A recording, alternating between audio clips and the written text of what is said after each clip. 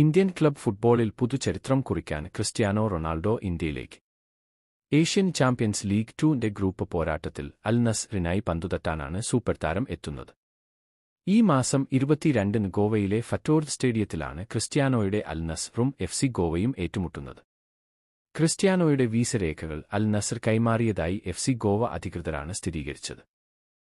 FC ഗോവയെ സംബന്ധിച്ച് ഇത് ചരിത്ര നിമിഷമാണെന്ന് ക്ലബ് CEO രവി പുസ്കർ പറയുന്നു. ഇന്ത്യൻ ക്ലബ് ഫുട്ബോളിന്റെ ചരിത്രത്തിലെ സുവർണനേട്ടമാകും താരത്തെ കൊണ്ടുവരാനാകുന്നതെന്നും അസോസിയേറ്റഡ് പ്രസിനോട് അദ്ദേഹം പ്രതികരിച്ചു. ഇന്ത്യൻ ഫുട്ബോളിലേക്ക് ലോകത്തിന്റെ ശ്രദ്ധയാകർഷിക്കാൻ കഴിയുന്ന നിമിഷങ്ങളാകും ഇതെന്നും രാജ്യത്തിനു അഭിമാനാർഹമാണെന്നും ആരാധകരും പറയുന്നു. നവംബറിൽ അർജന്റീന ടീം കൊച്ചിയിൽ പ്രദർശന മത്സരം കളിക്കുമെന്നും അറിയിച്ചിട്ടുണ്ട്. ഇതിന് പിന്നാലെയാണ് ആരാധകർക്ക് ഇരട്ടി സന്തോഷം പകർന്ന് ക്രിസ്ത്യാനോയുടെ വരവും ഉറപ്പിച്ചത്.